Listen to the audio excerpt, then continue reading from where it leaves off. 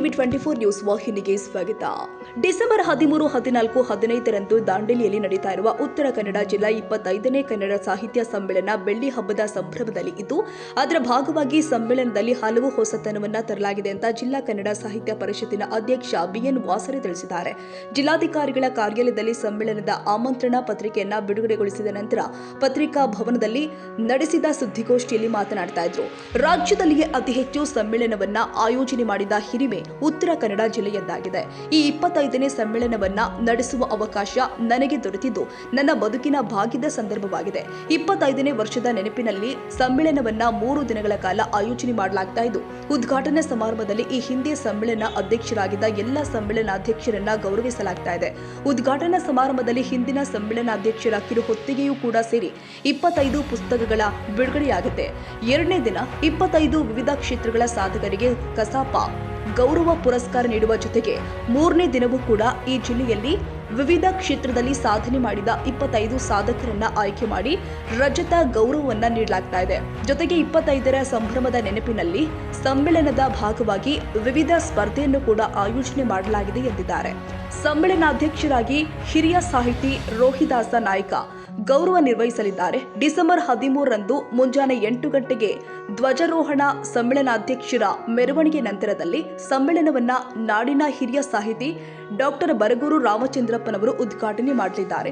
ಸಮಾರೋಪ ಸಮಾರಂಭದಲ್ಲಿ ಹಿರಿಯ ಸಾಹಿತಿ ಗೋರು ಚೆನ್ನಬಸಪ್ಪ ಸಮಾರೋಪ ನುಡಿಗಳನ್ನ ಆಡಲಿದ್ದಾರೆ ಎಂದಿದ್ದಾರೆ. ಹಳಿಯಾಲದ ಶಾಸಕರು, ರಾಜ್ಯ ಆಡಳಿತ ಸುಧಾರಣಾ ಆಯೋಗದ ಅಧ್ಯಕ್ಷರು ಆಗಿರುವಂತಹ ಆರ್.ವಿ. ದೇಶಪಾಂಡೆ ಅವರು ಸ್ವಾಗತ ಸಮಿತಿಯ ಗೌರವಾಧ್ಯಕ್ಷರಾಗಿ ಸಾರಥ್ಯ ವಹಿಸಿದ್ದು, ಸಮ್ಮೇಳನದ ಉದ್ಘಾಟನಾ ಸಮಾರಂಭದಲ್ಲಿ ವಿಧಾನ ಪರಿಷತ್ ಸಭಾಪತಿ ಬಸವರಾಜ ಹೊರಟ್ಟಿ, ಜಿಲ್ಲಾ ಉಸ್ತುವಾರಿ ಸಚಿವರು ಆಗಿರುವಂತಹ ಮಂಕಾಳ ವೈದ್ಯ, ಕನ್ನಡ ಮತ್ತು ಸಂಸ್ಕೃತಿ ಇಲಾಖೆ ಸಚಿವರು ಆದ ಶಿವರಾಜ್ ತಂಗಡಗಿ, ಆಡಳಿತ ಸುಧಾರಣಾ ಆಯೋಗದ ಅಧ್ಯಕ್ಷ ಆರ್.ವಿ. ದೇಶಪಾಂಡೆ, ಸಂಸದ ವಿಶ್ವೇಶ್ವರ ಹೆಗಡೆ ಕಾಗೇರಿ, ಕಸಾಪ ಆಡಳಿತ ಅಧಿಕಾರಿ ಹಾಗೂ ಕನ್ನಡ ಮತ್ತು ಸಂಸ್ಕೃತಿ ಇಲಾಖೆ ನಿರ್ದೇಶಕರು ಆಗಿರುವಂತಹ ಕೆ.ಎಂ. ಗಾಯತ್ರಿ ಸೇರಿ ಇಲ್ಲಿನ ಶಾಸಕರು, ವಿಧಾನ ಪರಿಷತ್ ಸದಸ್ಯರು, ಜನಪ್ರತಿನಿಧಿಗಳು ಭಾಗವಹಿಸಲಿದ್ದಾರೆ ಎಂದಿದ್ದಾರೆ. ದಾಂಡೇಲಿಯ ಸರ್ವಧರ್ಮೀಯರ ಆರಾಧ್ಯ ದೈವ ಆಗಿರುವಂತಹ ಸತ್ಪುರುಷ ದಾಂಡೇಲಪ್ಪ ಆವರಣದಲ್ಲಿ ನಡೀತಾ ಇರುವ ಸಮ್ಮೇಳನದ ವೇದಿಕೆಗೆ ಹಿರಿಯ ಸಾಹಿತಿ ಡಾಕ್ಟರ್ ಎನ್.ಆರ್. ನಾಯ್ಕ ಹೆಸರನ್ನ ಇಡಲಾಗಿದ್ದು, ಪದ್ಮಶ್ರೀಗಳು ಆಗಿರುವಂತಹ ಸುಕ್ರಿಗೌಡ, ತುಳಸಿಗೌಡ ಹಾಗೂ ಡಾಕ್ಟರ್ ಶಾಂತಿ ನಾಯ್ಕ, ಬಿ.ಎಚ್. ದೇಸಾಯಿ ಸ್ವಾಮಿ, ಕೆ.ಎನ್. ರಾಮ್ರವರ ದ್ವಾರವನ್ನ ನಿರ್ಮಿಸಲಾಗ್ತಾ ಇದೆ. ಉದ್ಘಾಟನೆ ಸಮಾರೋಪದ ನಡುವೆ 10 ವಿಶೇಷ ಗೋಷ್ಠಿಗಳು ಕೂಡ ನಡೆಯುತ್ತೆ. ವಿಶೇಷವಾದ ಆಕರ್ಷಣೀಯ ಪುಸ್ತಕ ಮಳಿಗೆಗಳು, ಆಹಾರ ಮಳಿಗೆಗಳು ಗಮನ ಸೆಳೆಯುತ್ತೆ. ಜೊತೆಗೆ ಸಮ್ಮೇಳನದ ಮೊದಲ ದಿನ ಬಿಗ್ ಬಾಸ್ ಖ್ಯಾತ ಚಲನಚಿತ್ರ ಗಾಯಕ ರವಿ ಮೂರೂರು ತಂಡದಿಂದ ಸಂಗೀತ ಕಾರ್ಯಕ್ರಮ ಹಾಗೂ ಸಂಧ್ಯಾ ಶೆಣೈ ಅವರಿಂದ ಹಾಸ್ಯ ಸಂಜೆ. 2ನೇ ದಿನ ಸ್ಥಳೀಯ ಕಲಾವಿದರಿಂದ ಸಾಂಸ್ಕೃತಿಕ ವೈಭವ. 3ನೇ ದಿನ ಯಕ್ಷಗಾನ ಕಾರ್ಯಕ್ರಮ ಸೇರಿ ಜಾನಪದ ಗೀತ ಗಾಯನ, ಯಕ್ಷಗಾನ ಸ್ವಾಗತ ನೃತ್ಯವೂ ಕೂಡ ನಡೆಯುತ್ತೆ. ಬೆಳ್ಳಿ ಹಬ್ಬದ ಸಡಗರದಲ್ಲಿ ಇರುವಂತಹ ಈ ಸಂಭ್ರಮವನ್ನ ಒಂದು ಅರ್ಥಪೂರ್ಣವಾದ ಕಾರ್ಯಕ್ರಮವನ್ನಾಗಿ ರೂಪಿಸೋದ್ರ ಜೊತೆಗೆ ಜಿಲ್ಲೆಯಲ್ಲಿ ದಾಖಲೆಯ ಹಾಗೂ ಐತಿಹಾಸಿಕ ಕಾರ್ಯಕ್ರಮವನ್ನಾಗಿ ಕಟ್ಟಿಕೊಡಬೇಕು ಅಂತ ನಮ್ಮ ಆಶಯವಾಗಿದೆ ಎಂದಿದ್ದಾರೆ. ಮಾಜಿ ಜಿಲ್ಲಾಧ್ಯಕ್ಷರಾಗಿರುವ ರೋಹಿದಾಸ ನಾಯ್ಕ ಅವರು ಕೂಡ ಆಯ್ಕೆಯಾಗಿದ್ದಾರೆ. ಇದು 25ನೇ ಜಿಲ್ಲಾ ಸಾಹಿತ್ಯ ಸಮ್ಮೇಳನ. ನಮಗೂ ಕೂಡ ಈಗಲೇ ಗೊತ್ತಾಗಿದ್ದು, ಇಡೀ ರಾಜ್ಯದಲ್ಲಿ ಅತಿ ಹೆಚ್ಚು ಸಮ್ಮೇಳನವನ್ನು ಮಾಡಿದ ಹೊತ್ತಿಗೆ ಸಲ್ತಾ ಇದೆ. ಬೇರೆ ಯಾವ ಜಿಲ್ಲೆಯಲ್ಲೂ ಕೂಡ 25 ಸಮ್ಮೇಳನ ಇಲ್ಲಿವರೆಗೆ ಮಾಡಿಲ್ಲ. ನಾನು ಕೇಂದ್ರ ಸಾಹಿತ್ಯ ಪರಿಷತ್ತಿಂದ ಪಡೆದ ದಾಖಲಾತಿ ಪ್ರಕಾರ 22-23 ಸಮ್ಮೇಳನಗಳಾಗಿವೆ. ಹಾಗಾಗಿ ಈ ಸಮ್ಮೇಳನವನ್ನ ಈಗ ನಾವು ಹಿಂದೆಲ್ಲ ಜಿಲ್ಲಾ ಸಮ್ಮೇಳನ ಮಾಡುವಾಗ ಜಿಲ್ಲಾ ಸಮ್ಮೇಳನವನ್ನ 2 ದಿನಗಳ ಕಾಲ, ತಾಲೂಕು ಸಮ್ಮೇಳನವನ್ನ 1 ದಿನಕ್ಕೆ ಮಾಡೋದು ಒಂದು ಪರಂಪರೆಯಾಗಿತ್ತು. 25ನೇ ವರ್ಷದ ಸಂಭ್ರಮ ಇರೋದ್ರಿಂದ ಬೆಳ್ಳಿ ಹಬ್ಬದ ಸಂಭ್ರಮ ಅಂತ ಹೇಳಿ 3 ದಿನಗಳ ಕಾಲ ಈ ಸಮ್ಮೇಳನವನ್ನ ಆಯೋಜಿಸ್ತಾ ಇದ್ದೀವಿ. ಹಿಂದೆ ನಡೆದ ಹಾಗೆ ಮೊದಲನೇ ದಿನ ಉದ್ಘಾಟನೆ, ನಂತರ ಗೋಷ್ಠಿಗಳು, ಸನ್ಮಾನಗಳೆಲ್ಲ ನಡೀತವೆ. 3ನೇ ದಿನ ಅಂದ್ರೆ ಡಿಸೆಂಬರ್ 15ರಂದು ಒಂದು ವಿಶೇಷವಾಗಿ 25ರ ಉತ್ತರ ಕನ್ನಡ ಜಿಲ್ಲೆ 25ರ ನಡಿಗೆ ಅನ್ನುವ ಗೋಷ್ಠಿ, ಅದರ ಜೊತೆಗೆ ವಿಶೇಷವಾದ ವಿಚಾರ ಸಂಕಿರಣವನ್ನು ಇಟ್ಕೊಂಡು ಒಂದು ಬೆಳ್ಳಿ ಹಬ್ಬದ ನೆನಪಲ್ಲಿ ಆ ಕಾರ್ಯಕ್ರಮವನ್ನು ಮಾಡ್ತಾ ಇದ್ದೀವಿ. ಈ 25ನೇ ವರ್ಷದ ನೆನಪಿಗಾಗಿ ಉದ್ಘಾಟನಾ ಸಮಾರಂಭದಲ್ಲಿ ನಾವು ಈ ಹಿಂದೆ ಸಮ್ಮೇಳನಾಧ್ಯಕ್ಷ ಆಗಿರುವ ಎಲ್ಲ ಸಮ್ಮೇಳನಾಧ್ಯಕ್ಷರನ್ನ ಅಭಿನಂದಿಸ್ತಾ ಇದ್ದೀವಿ, ಗೌರವಿಸ್ತಾ ಇದ್ದೀವಿ, ಆಹ್ವಾನಿಸ್ತಾ. ಉದ್ಘಾಟನಾ ಸಮಾರಂಭದ ವೇದಿಕೆಯಲ್ಲಿಯೇ 25ನೇ ವರ್ಷದ ನೆನಪಿಗೆ 25 ಪುಸ್ತಕಗಳ ಬಿಡುಗಡೆ ಕೂಡ ಆಗ್ತಾ ಇದೆ. ಆನಂತರದಲ್ಲಿ 2ನೇ ದಿನ ಸಮ್ಮೇಳನದ ಭಾಗವಾಗಿ 25 ಜನ ಸಾಧಕರಿಗೆ ಕಸಾಪ ಪುರಸ್ಕಾರವನ್ನ ಗೌರವವನ್ನು ನೀಡ್ತಾ ಇದ್ದೇವೆ. ಇನ್ನು ಮೂರನೆಯ ದಿನ 25ನೇ ವರ್ಷದ ಸಂಭ್ರಮದ ಆಚರಣೆಯ ಸಂದರ್ಭದಲ್ಲಿ ಇಡೀ ಜಿಲ್ಲೆಯ 25 ಬೇರೆ ಬೇರೆ ಕ್ಷೇತ್ರದ ಶಾಸಕರನ್ನು ಅಂದ್ರೆ ರಜತ ಗೌರವ ಅನ್ನುವ ನೆನಪಿನಲ್ಲಿ 25 ಜನರಿಗೆ ನಾವು ರಜತ ಗೌರವವನ್ನು ನೀಡ್ತಾ ಇದ್ದೇವೆ. ಹೀಗೆ ಅದರ ಜೊತೆಗೆ ಈ 25ನೇ ವರ್ಷದ ಸಮ್ಮೇಳನದ ಭಾಗವಾಗಿ ಹಲವಾರು ಸ್ಪರ್ಧೆಗಳನ್ನು ಕೂಡ ಆಯೋಜಿಸಿದ್ದೇವೆ. ಒಂದು ನೆನಪಿನಲ್ಲಿ ಇಡಬೇಕಾಗಿರುವ ಕಾರಣಕ್ಕಾಗಿ ಮತ್ತೆ ಈ ಸಮ್ಮೇಳನವನ್ನ ಒಂದು ಐತಿಹಾಸಿಕವಾಗಿ ದಾಖಲೀಕರಿಸಬೇಕಾದ ಕಾರಣಕ್ಕಾಗಿ ಹಲವಾರು ಹೊಸತನಗಳನ್ನು ಇಟ್ಟುಕೊಂಡು ಒಂದಿಷ್ಟು ಬೇರೆ ಬೇರೆ ರೀತಿಯ ಗೋಷ್ಠಿಗಳನ್ನು ಇಟ್ಟುಕೊಂಡು ಈ ಸಮ್ಮೇಳನವನ್ನ, ಅದು ತಾಲೂಕು ಸಮ್ಮೇಳನ ಇರಲಿ, ಜಿಲ್ಲಾ ಸಮ್ಮೇಳನ ಇರಲಿ, ಯಾವುದೇ ಸಮ್ಮೇಳನವನ್ನು ಕೂಡ ಒಬ್ಬ ಸಾಹಿತಿಯಿಂದಲೇ ಉದ್ಘಾಟನೆ ಮಾಡ್ತಾ ಇರೋದನ್ನು ನೀವು ಗಮನಿಸಿರಬಹುದು.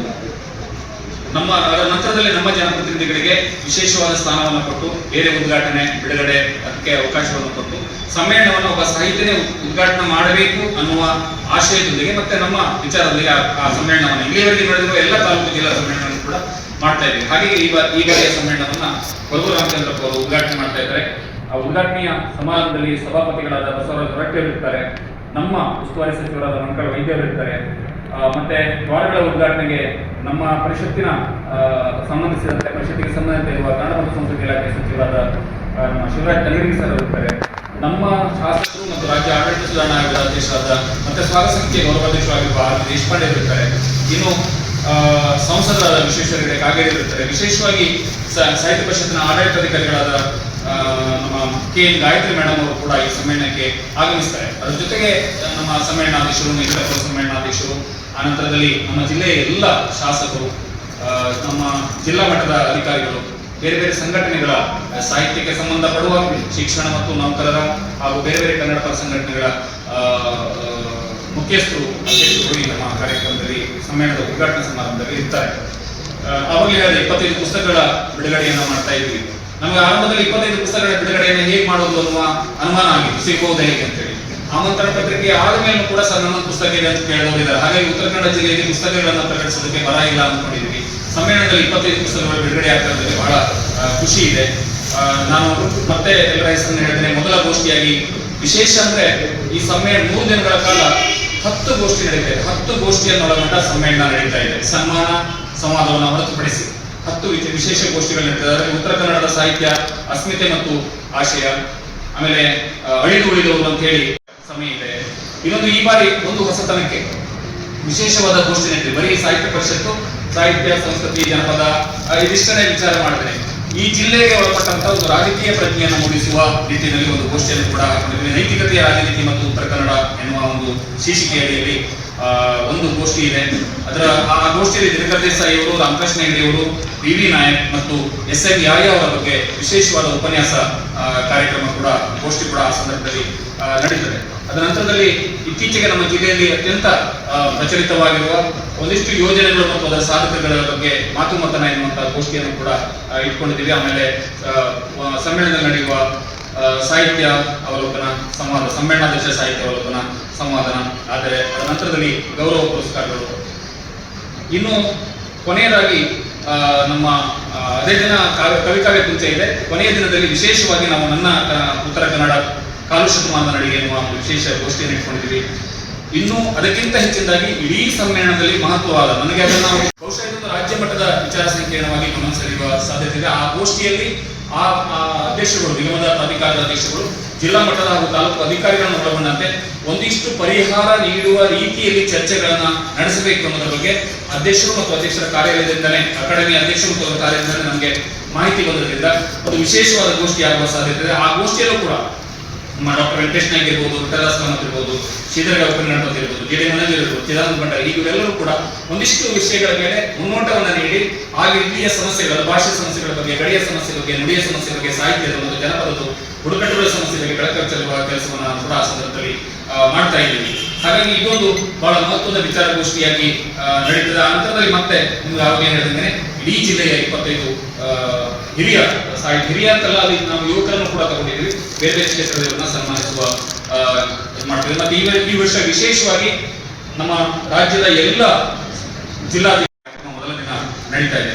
ಎರಡನೇ ದಿನ ಈ ಜಿಲ್ಲೆಯ ಮತ್ತು ದಾಂಡೇಲಿಯ ಸ್ಥಳೀಯ ಪ್ರತಿಭೆಗಳಿಂದ ಸಾಂಸ್ಕೃತಿಕ ಕಾರ್ಯಕ್ರಮವನ್ನು ಇಟ್ಕೊಂಡಿದ್ವಿ. ಮೂರನೇ ದಿನ ಈ ಜಿಲ್ಲೆಗೆ ಒಂದು ದೊಡ್ಡ ಕಲೆಯ ಆಗಿರುವ ಗಂಡುಮೆಟ್ಟಿನ ಕಲೆಯಾಗಿರುವ ಯಕ್ಷಗಾನವನ್ನು ಕೂಡ ಈ ಸಂದರ್ಭದಲ್ಲಿ ನಾವು ಇಟ್ಕೊಂಡಿದ್ದೀವಿ. ಹೀಗೆ 3 ದಿನಗಳ ಕಾಲ ನಡೆಯುವ ಇಡೀ ಸಮ್ಮೇಳನವನ್ನ ಒಂದು ವೈಶಿಷ್ಟ್ಯಪೂರ್ಣವಾದ ರೀತಿಯಲ್ಲಿ ನಾವು ವಿಜೃಂಭಣೆ ಅಂತ ಹೇಳಿ ಹೇಳ್ತೇವೆ. ನಮಗೆ ವಿಜೃಂಭಣೆ ಆಗಬೇಕು ಅನ್ನೋದು ಇಲ್ಲ.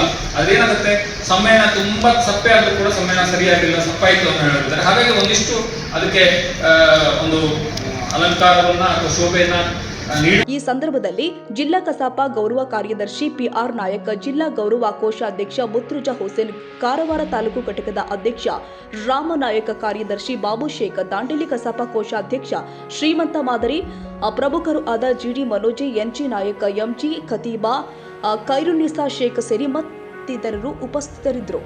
ಕ್ಯಾಮರಾಮನ್ ಲತೇಶ್ ಚಾಟ್ಲಾ ಜೊತೆ ಸರಫರಾಜ್ ಶೇಖ್, ಟಿವಿ 24 ಕನ್ನಡ, ದಾಂಡೇಲಿ.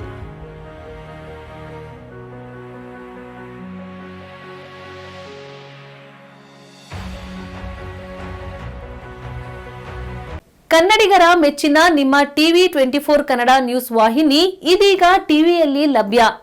ಕರ್ನಾಟಕ ಮತ್ತು ದೇಶ ವಿದೇಶದ 360 ಡಿಗ್ರಿ ಸುದ್ದಿ ಹಾಗೂ ಉತ್ತರ ಕರ್ನಾಟಕ, ಬೆಳಗಾವಿ, ಬಾಗಲಕೋಟೆ, ಧಾರವಾಡ, ಹಾವೇರಿ, ಗದಗ, ಬಿಜಾಪುರ ಜಿಲ್ಲೆಯ ಕ್ಷಣ ಕ್ಷಣದ ವಿವರವನ್ನ ಪಡೆಯುವುದಕ್ಕೆ ಟಿವಿ 24 ಕನ್ನಡ ನ್ಯೂಸ್ ವಾಹಿನಿಯನ್ನ ಲೈಕ್ ಮಾಡಿ, ವಿಡಿಯೋಗಳನ್ನ ಶೇರ್ ಮಾಡಿ, ಕಮೆಂಟ್ ಮಾಡುವ ಮೂಲಕ ನಮ್ಮ ವಾಹಿನಿಗೆ ಸಹಕಾರ ನೀಡಿ ಮತ್ತು ಚಾನೆಲ್ ಅನ್ನ ಸಬ್ಸ್ಕ್ರೈಬ್ ಮಾಡಿ. Thank you.